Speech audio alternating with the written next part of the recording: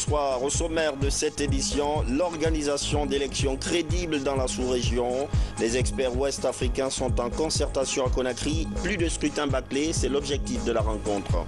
Direction nationale des impôts, c'est parti pour le contrôle des vignettes 2017. Les opérations de vente ont généré 30 milliards de francs guinéens, 25% de pénalité pour les retardataires. Justice. Dans l'attente du procès de l'artiste Eli Kamano, le tribunal de Mafanko fait le point d'un dossier actuellement à l'étude. Voilà pour les titres. Bonsoir. Politique avec l'ouverture à Conakry ce matin d'un atelier régional sur le processus électoral. Il concerne 16 organes de gestion des élections, une initiative du programme des Nations Unies pour le développement pour faire une rétro sur la problématique des élections de 2015 et de 2016. Mohamed Lamine Camara.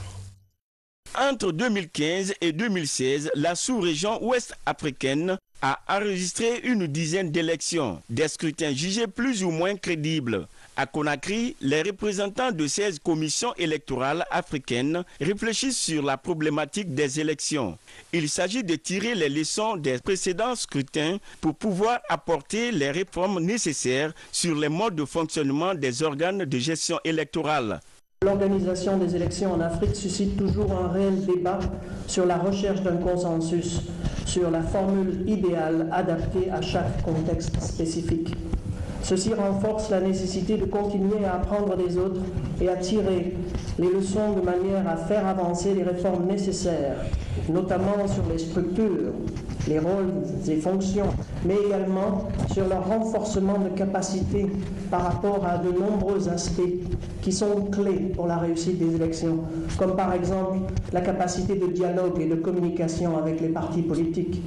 Je suis convaincu que la motivation et la qualité des participants nous permettront d'avoir des échanges productifs qui nous aideront à articuler des recommandations fortes afin que les prochaines élections dans notre sous-région ouest-africaine et la Sahel confirment l'évolution démocratique en cours et consolide la place de l'Afrique de l'Ouest en tant qu'exemple. Ce cadre d'échange d'expériences devait permettre aux experts électoraux d'approfondir la mise en place d'un processus électoral efficace dans la sous-région. Dans chaque pays et à chaque élection, des leçons importantes, n'est-ce pas, ont été retenues, lesquelles méritent d'être partagées par l'ensemble des pays de la sous-région, afin que l'on ne soit pas obligé chaque fois de faire de la répétition et que les expériences des uns et des autres puissent servir l'ensemble de la sous-région. Comme vous le savez, en démocratie, c'est le peuple seul qui a la volonté de définir et le système dans lequel le pouvoir est dévolu et les principes dans lesquels le pouvoir est géré. Et pour garantir la rénovation de cette souveraineté populaire, il faut avoir des systèmes de consultation électorale qui soient performants, qui soient aussi transparents, crédibles et dont tous les acteurs puissent avoir confiance. Les travaux vont durer 2 jours. Plusieurs thématiques électorales seront abordées par les participants. Une façon de renforcer les expertises et compétences pour une organisation transparente des futures consultations électorales en Afrique de l'Ouest. Actualité encore, la réunion à Conakry d'une vingtaine d'experts en environnement et des ressources en eau. Ils travaillent sur l'amélioration des compétences et des financements autonomes des organisations de bassins transfrontaliers d'Afrique de l'Ouest. Nabi Camara pour les précisions. Pendant 2 jours, ces techniciens et experts en environnement vont approfondir la réflexion sur le renforcement des capacités institutionnelles et formuler des recommandations pour un soutien plus accru des organisations d'intégration régionale à leur promotion.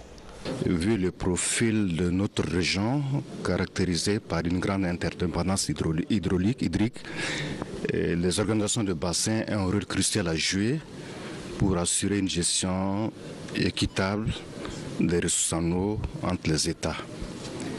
Et pour jouer conséquemment ce rôle, les organes de bassin doivent disposer de capacités requises. C'est l'UICN, l'Union internationale pour la conservation de la nature, qui organise la rencontre en collaboration avec ses partenaires dans le cadre du partenariat pour la gouvernance environnementale en Afrique de l'Ouest. C'est parti du constat que nous avons fait ensemble, que les organes de bassin existent depuis 30-40 ans, mais dans la réalité, elles ne se développent pas. Et il faut bien qu'on fasse un diagnostic assez profond, ensemble, y compris les organes de bassin et les institutions sous-régionales, pour partager ensemble les préoccupations qui nous concernent. Les organes de bassin ont des problèmes. Et on évoluait à huis clos chacun et on constate qu'on n'atteint pas, on n'arrive pas. Donc mieux vaut mettre des efforts ensemble, poser tous les problèmes sur la table, les expériences, les difficultés, les partager, identifier ensemble les projets de solutions qui vont être remontés aux chefs d'État et aux partenaires techniques et financiers pour trouver une solution définitive au renforcement des capacités des organes de bassin et surtout au financement autonome et durable. À l'issue de cette rencontre de Conakry, l'UICN s'attend à la consolidation de la collaboration dans le domaine de l'eau et des zones humides entre partenaires impliqués en Afrique de l'Ouest. Environnement toujours, les autorités guinéennes sont déterminées à restaurer la forêt de Demoudoula après y avoir lancé le 15 juillet dernier le mois de la forêt. Ce matin, ce sont 2 nouveaux hectares qui sont reboisés par la direction des eaux et forêts. Mamadou Alpha Baldé. Sur les ruines d'anciens immeubles à Demoudoula, la restauration du site écologique se poursuit. En plus de 2 hectares reboisés ces derniers jours, 5000 nouveaux plants d'acacia manjom et de mélina sont mis en terre. L'opération est du ministère de l'Environnement. Demoudoula est aujourd'hui un cas particulier parce qu'à Demoudoula, une forêt a été décapée, un marigot a été remblayé. C'est un engagement pour le président de la République et un devoir pour le ministère de l'Environnement et des Eaux et Forêts. Là où les bâtiments sont tombés, les arbres doivent germer. À Demoudoula, 150 hectares de forêt ont été détruits et occupés. La restauration du site sera progressive pour sécuriser et entretenir les espaces reboisés. Le déploiement permanent d'un peloton d'éco-garde est attendu. Les hectares sont prévus pour aujourd'hui. Mais vous voyez, après les opérations de dégrèvement, que le nombre d'hectares s'augmente. Donc on prendra d'autres mesures pour reboiser tout le site. Parce qu'il ne s'agit pas de planter ici, mais il y a un suivi. Donc on va mettre un peloton ici qui va assurer le gardiennage ici et le suivi des plants.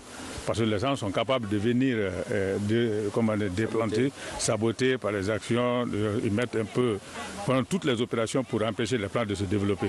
C'est pourquoi on va mettre un peloton ici de suivi de ces plants-là. En amont et aux abords du marigot, les opérations de démolition des occupations anarchiques permettent aujourd'hui un écoulement plus fluide de l'eau. Avec les efforts de tous, le retour de la forêt de Demoudoula est possible. Le ministre du Tourisme sur le terrain, il a visité plusieurs réceptifs hôteliers de Conakry. Objectif, s'enquérir des problèmes auxquels ces établissements sont confrontés. Beaucoup d'entre eux ont des soucis de rentabilité en cette période de grande pluie. Lancé Koulibaly.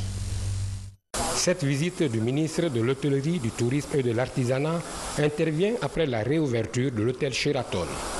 Un réceptif resté fermé 2 semaines à la clientèle pour raison d'inondation.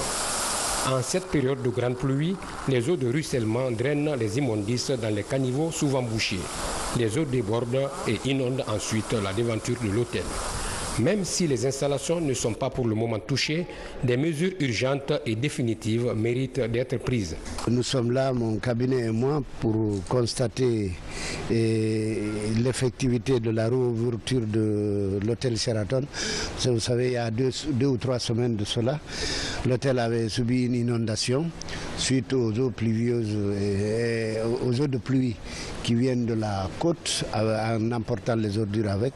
Donc nous sommes venus ce matin constater que l'hôtel a repris et que les clients sont en place. Nous avons eu un entretien avec la direction générale de l'hôtel qui nous a rassuré que tout se passe bien. Tous les clients qui étaient partis sont revenus. Sur le site devant abriter l'hôtel Radisson Blu, le ministre et son cabinet ont constaté l'occupation du domaine par des garagistes en l'absence de l'occupation de ce domaine attribué depuis plus de 4 ans à la chaîne hôtelière. Nous sommes passés au chantier, à ce qui devait être le chantier, au site alors qui est destiné à construire l'hôtel Radisson Blu. Malheureusement, rien ne fait encore. L'hôtel Onomo, en chantier à la Corniche Sud. Dernière étape de cette visite. Les travaux sont exécutés à 95% pour un coût estimatif de 16 millions d'euros. Sa capacité d'accueil est de 123 chambres. Il y a tout ce qu'il faut, des chambres simples, des chambres doubles ou des suites comme on peut l'appeler, et des salles de conférence et puis des restaurants qui vont être mis à la disposition de la clientèle. Et ils ont l'avantage d'être à côté, au bord de la mer. Ils peuvent compter sur nous parce qu'il va de l'intérêt de notre pays de faire en sorte que Conakry soit agréable à vivre.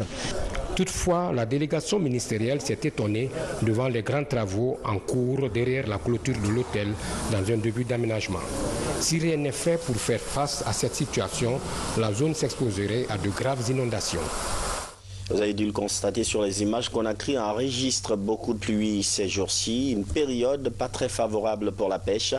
Dans les ports artisanaux de la capitale, les pêcheurs se plaignent. Ils sont confrontés à des difficultés liées aux eaux de ruissellement qui drainent des déchets solides dans la mer. Suivez plutôt le constat de Daouda Tabansila qui s'est rendu au port de pêche de Faban, en banlieue de Conakry. Le port artisanal de Faban dans la commune de Matoto à Conakry. Ici, les pêcheurs artisanaux sont inquiets. Depuis les grandes pluies, très peu de poissons se retrouvent dans leurs filets. Ils remontent plutôt avec des déchets solides drainés en mer par les eaux de ruissellement. Nos maris sortent tous les jours en mer, mais ne prennent pas de poissons. Les plastiques et autres déchets remplissent leurs filets. Cela ne nous réjouit pas. Bobo, Fagba, Bunga, Konkwe sont quelques espèces de poissons pêchés dans ce port, mais des qualités qui se font rares ces derniers temps à cause des déchets qui remplissent les filets, à la place des poissons, au plus grand regret des pêcheurs. Ça fait 3 jours comme ça, Naolfi. Ça fait 3 jours que je suis en mer, mais je n'ai rien pêché. Je peux passer 5 autres jours à arranger mon filet. Ça me prend du temps et c'est fatigant. Face à la rareté du poisson dans les eaux de ce port, un appel est donc lancé aux autorités du ministère de la Pêche, de l'Aquaculture et de l'Économie numérique afin de renforcer l'interdiction de jeter des déchets solides dans nos eaux. Des députés de la commission santé poursuivent leur visite de terrain. Ils étaient hier à l'hôpital préfectoral de Dubrika. La démarche vise à toucher du doigt la réalité dans les centres de santé de l'arrière-pays. Fatima Diallo. Après Conakry, la commission santé de l'Assemblée nationale est à l'intérieur du pays. Dubrika est la première étape. Cette préfecture dispose de 2 hôpitaux et de 9 centres de santé pour une population estimée à près de 330 000 habitants. L'hôpital préfectoral compte 40 lits d'hospitalisation, 5 unités, à savoir les urgences, la maternité, la médecine générale, la pédiatrie et le laboratoire. Avec les responsables, les élus du peuple discutent des solutions à apporter afin d'améliorer le système sanitaire. Je leur ai fait comprendre qu'il est important que la gestion des ressources humaines soit décentralisée, parce que cette centralisation dans la gestion des ressources humaines nous handicape, nous qui sommes à la périphérie, parce que les gens qu'on mythe généralement, ils mettent leur salaire à la banque et puis ils ne rejoignent plus le terrain. Et le meilleur levier, le meilleur outil pour un gestionnaire de contrôler un agent de santé, c'est son salaire. Si tu ne contrôles pas le salaire d'un agent, comment tu peux le faire? Deuxièmement, nous avons parlé également de la question du budget, ce qui est le nerf de la guerre. Il faudrait également que les structures déconcentrées aient droit à leur fonctionnement. Et le troisième point sur lequel nous avons échangé, c'est que le secteur public seul ne peut pas régler les questions sanitaires en Guinée. Il faut tendre la main au privé. Hein? Si je prends le cas de Dubreka ville ici, on n'a que 3 structures publiques plutôt, qui ne couvrent pas toute la population. De T7 là-bas ou T8 là-bas jusqu'au centre-ville ici, c'est plus de 200 000 habitants. Comprenez? Et dans ce secteur-là, nous n'avons pas de structure publique, il n'y a que des structures privées. Pourquoi ne pas tendre la main avec ceci, les organiser pour qu'on puisse vraiment couvrir la population? Financé par l'USAID à travers une ONG américaine appelée HFG, Health Finance Governance, ce projet accompagne les élus du peuple dans leur élan de défense des droits du peuple. C'est pendant l'Ebola qu'on a senti que vraiment nos structures n'étaient pas fortes. Donc après le passage d'Ebola, nous sommes en train de voir si réellement les dispositions qu'on rencontre dans les radios ou à la télévision, si au niveau du terrain, c'est la pratique même qui se passe. Ces députés comptent travailler avec tous les acteurs du secteur afin de donner des soins de qualité à la population. De Dubreka, les élus du peuple vont rallier les différentes régions pour constater de visu le fonctionnement des structures sanitaires. C'est un véritable massacre intellectuel cette année. Les chiffres font froid dans le dos. Seuls 27% de l'effectif total sont admis au bac 2017. Et pourtant, plus de 87 000 candidats ont effectivement pris part à cette évaluation nationale. Amadou Touré. Comme promis, 2 semaines après la dernière épreuve du baccalauréat unique session 2017, le ministère de l'enseignement préuniversitaire et de l'alphabétisation proclame les résultats ce mercredi 25 juillet à 15 h. Total admis.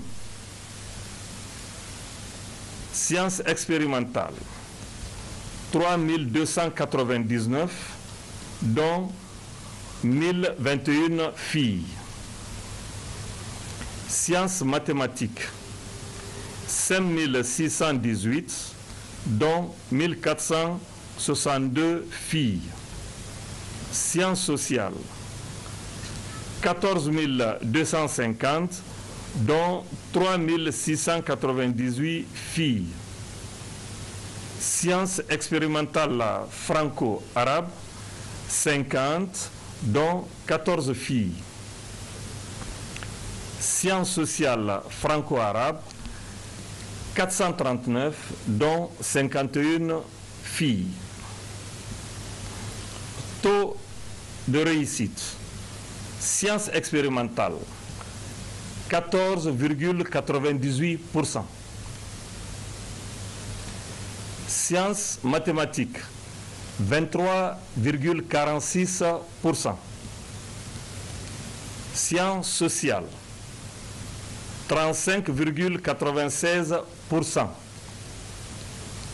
Sciences expérimentales franco-arabes, 24,04%. Sciences sociales franco-arabes, 33,41%. Candidats ayant composé, total général, 87 125, dont 31 706 filles. Admis, total général,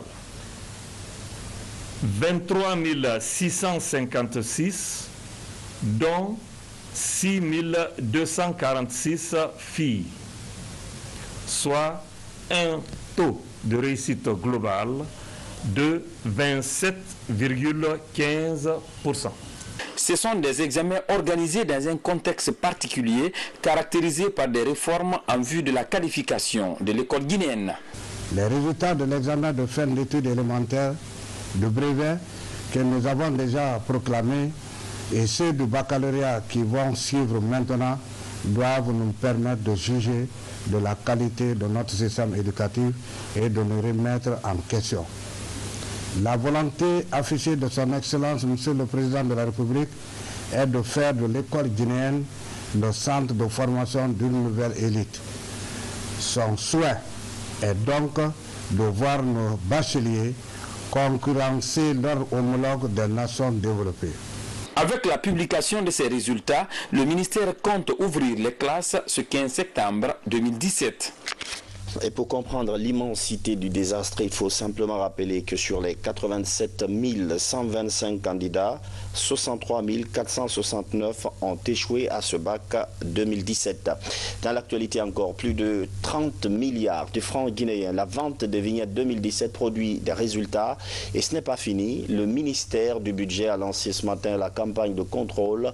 Le directeur national des impôts était sur le terrain avec ses partenaires pour s'assurer que la pénalité de 25% de retard est effectivement appliquée. Mamadi Gassama. Après 3 mois et demi de vente libre, l'heure est au contrôle des vignettes. Cette première phase des opérations de contrôle est surtout remarquable dans les communes de Kaloum, Matam et Ratouma. Le directeur national est aussi sur le terrain pour s'enquérir du déroulement des opérations. Nous sommes résolument déterminés pour continuer la sensibilisation et aussi inviter tous les usagers qui n'ont pas encore acheté leur bien jusqu'à date de venir s'acquitter de leur devoir civique. Et c'est en cela que nous pouvons vraiment contribuer au développement de la Guinée, mais aussi à une révolution des mentalités pour que chacun puisse être face à ses obligations et que l'État également puisse respecter ses engagements en matière de développement et d'investissement. Pour une meilleure coordination des opérations, le ministère du Budget travaille en synergie avec le ministère de la Sécurité. Du 30 mars au 20 juillet 2017, plus de 125 000 vignettes ont été vendues, soit une recette supérieure à 30 milliards de francs guinéens, un record. Hier, la police a été en action et il y a eu des véhicules qui sont immobilisés dans les différents commissariats de services de sécurité routière. Sur ce, nous continuons à sensibiliser les usagers de la route. Il faut qu'ils payent la vignette. Ça, c'est depuis hier. Et du 24 au 31 décembre, la police sera là pour réclamer les vignettes sur les différentes routes. Comme il pleuvait ce matin, donc il y avait beaucoup d'embouteillages. J'ai vendu 8 vignettes. La vente se passe très bien. Cette année, pour mieux sécuriser les recettes issues de la vente des vignettes, le recouvrement est confié à certaines régies financières privées. Il s'agit de la banque UBA, de l'Office de la Poste guinéenne et de la société de téléphonie Orange à travers son service Orange Money. Le fonds d'entretien routier désenclave certaines zones agricoles de Farana, Tiro et Doumbafé sont deux sous-préfectures désormais reliées par un pont, un ouvrage réalisé à hauteur de 5 milliards de francs guinéens par le fonds d'entretien routier. Reportage Aboubakar Junior Camara. Les sous-préfectures de Tiro et de Doumbafé dans la préfecture de Farana sont désormais reliées par un pont. L'infrastructure enjambe le fleuve Niger. Une action de la Direction nationale du génie rural pour désenclaver une zone de production agricole. Le financement de plus de 5 milliards de francs guinéens est assuré par le fonds d'entretien routier. Les agriculteurs de cette localité du Sankara se frottent les mains. C'est notre premier président de la République, Feu Ahmed Sékou Touré, qui nous a donné ce bac. Avant, on pouvait faire 2 mois sans traverser cette partie du fleuve Niger. Aujourd'hui, nous sommes très contents et nous sommes dans la joie parce que le professeur Alpha Condé nous a donné ce pont. Avant, on souffrait énormément ici et nous sommes très contents. 4 mois ont suffi à réaliser ce pont. Le désenclavement des zones de production est une priorité pour le fonds d'entretien routier et le ministère de l'Agriculture. L'objectif du ministère de l'Agriculture, c'est désenclaver toutes les zones de production agricole. Partout où il y a le potentiel agricole, vraiment on veut que les accès par rapport à ce potentiel agricole-là soient faciles. Et ce pont, c'est de ce cadre-là que ce pont-là a été programmé. Depuis la Première République, les populations de Doumbafé et de Tiro ont prié pour la réalisation de ce pont. Désormais, elles espèrent amorcer le développement avec la possibilité d'accroître leur volume de production. Aujourd'hui, c'est un bonheur pour nos différentes communautés qui sont ici. Ce n'est pas seulement Bagna, ce n'est pas seulement Tiro, c'est presque toute la Guinée. Parce que les jours de commerce ici, tout le monde vient pour acheter quelque chose, pour envoyer là où ça doit aller. Donc déjà, le désenclavement en matière de production, c'est très important pour nous. Tiro est situé à 50 km de Farana. Son prochain rêve est l'aménagement d'une piste rurale qui relie la Guinée à la Sierra Leone. En plus bref et en images, les administrateurs territoriaux sont à l'école de la gouvernance locale dans la région de Farana toujours. Ils se familiarisent avec des concepts liés à la mobilisation des ressources financières et à la gestion. Ces assises toucheront toutes les collectivités du pays. La démarche vise à aider bien naturellement les collectivités à se développer suivant le code des collectivités. Le programme d'appui sectoriel à la décentralisation coordonne le projet. Les préparatifs du 8e congrès international de la femme d'Afrique et de la diaspora vont bon train. Une délégation internationale de l'ONG Africa Femmes Performance séjourne en Guinée. Et parmi les aînés panafricanistes sollicités pour réussir ce travail, Adja Saran Daraba, une véritable fierté. Reportage Makiamed Onzo. La Guinée est à l'honneur. En 2017, Adja Saran Daraba est choisie comme modèle de l'ONG Africa Femmes Performantes. Sa mission sera d'impulser une dynamique de travail chez les femmes dans le pays.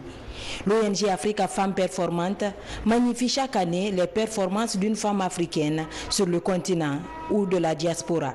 C'est une femme qui a beaucoup d'expérience dans plusieurs domaines et aujourd'hui c'était un échange avec elle parce que c'est d'abord une de nos mamans, c'est une des aînées sur la scène panafricaine. Une personne de son calibre nous a donné des outils qui vont nous permettre de mieux consolider nos acquis. Si nous avons eu la chance de partager une rencontre de plus de 4 heures, c'est la formation solide que nous avons reçue avec elle ce matin. Et vous êtes en train de comprendre que les femmes sont en train de suivre avec une attention toute particulière les enseignements de cette dame. Au cours de cette rencontre, les femmes du continent et de la diaspora échangent sur le rôle de la femme africaine dans les sociétés. Une occasion pour Adja Saran Daraba de livrer quelques conseils à ses consoeurs engagées à changer l'image de la femme. Ce dont elles ont besoin de moi, c'est de savoir quelle est mon expérience. Ça, c'est important parce que nous devons apprendre les unes des autres. Donc moi, mon rôle, ce sera de leur passer mon expérience, mais aussi de les aider là où elles peuvent ne pas réussir forcément pour plusieurs raisons, parce que le chemin de la performance est un chemin qui n'est pas un fleuve tranquille, n'est-ce pas? Ce sera parsemé d'embûches, ce sera parsemé d'obstacles, et chaque fois qu'on peut donner des conseils, on va le faire. Je crois également qu'elles ont besoin de beaucoup de formation.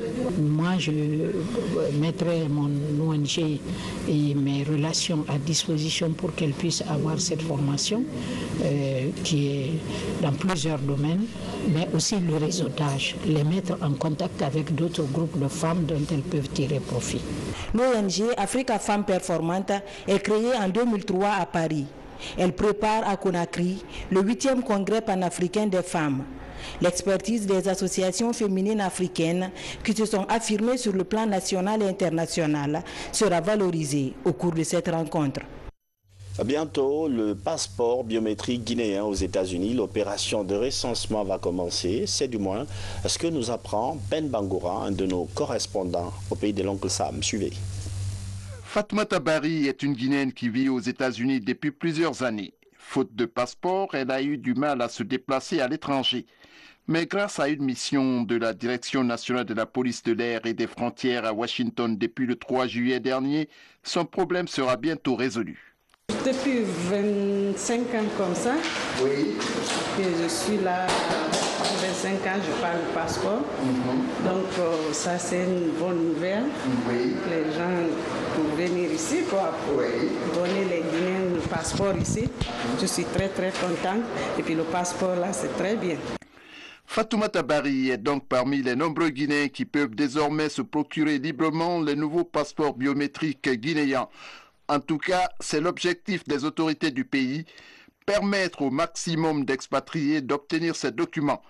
Mais quelles sont les conditions d'y accéder? D'abord, il faut que le Guinéen soit muni de la carte consulaire, qui est la première conditionnalité. La deuxième conditionnalité, c'est son extrait de naissance.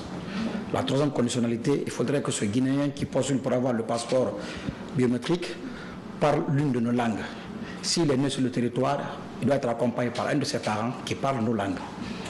à ces documents, chaque candidat doit payer une somme de $150 pour être enrôlé lors de cette première phase. Cette première phase consiste à enrôler nos Guinéens et nos compatriotes qui sont là et nous prenons les données numériques et alphanumériques pour les envoyer ensuite à Conakry.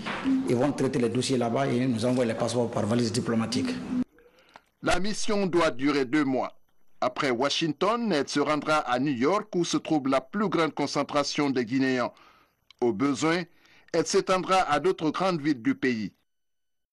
Vous avez dû l'apprendre, l'artiste Takana Zion a été interpellé ce mardi par les services de sécurité.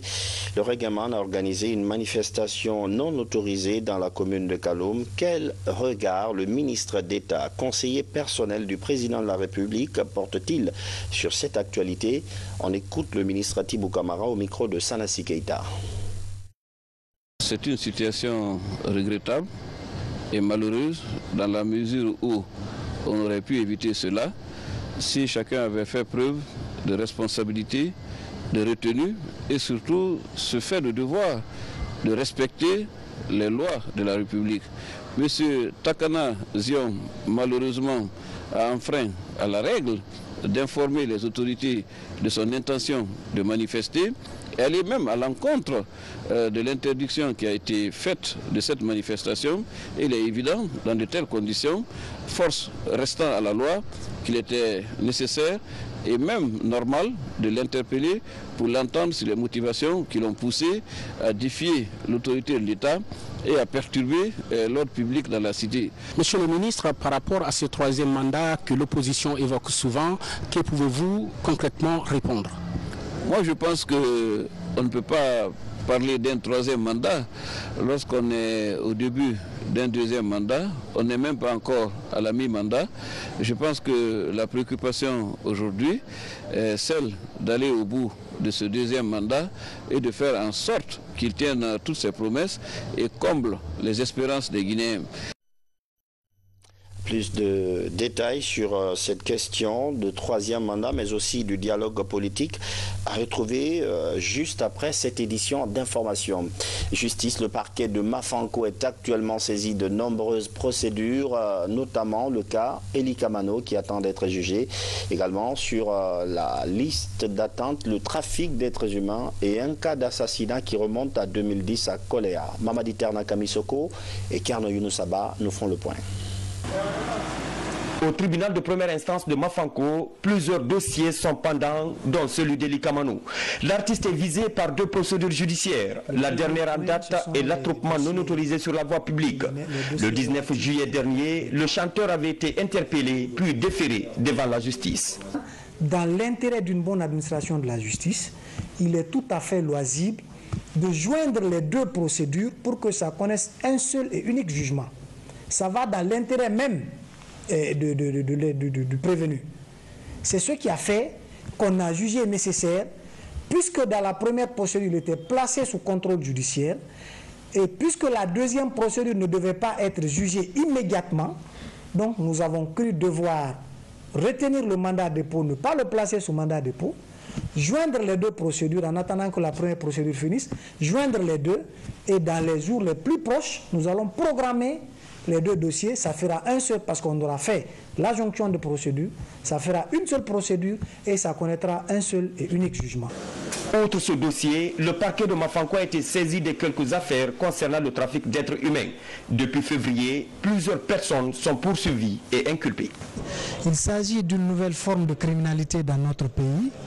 Elle consiste, cette forme de criminalité, à recruter des jeunes filles guinéennes en Guinée, à assurer leur transport et à les envoyer dans un pays arabe qu'on appelle le Koweït pour les vendre dans des familles d'accueil et pour les exploiter dans des conditions inhumaines. Concernant les audiences criminelles, le tribunal de première instance de Mafanko a rendu une trentaine de décisions judiciaires sur une centaine d'affaires inscrites au rôle.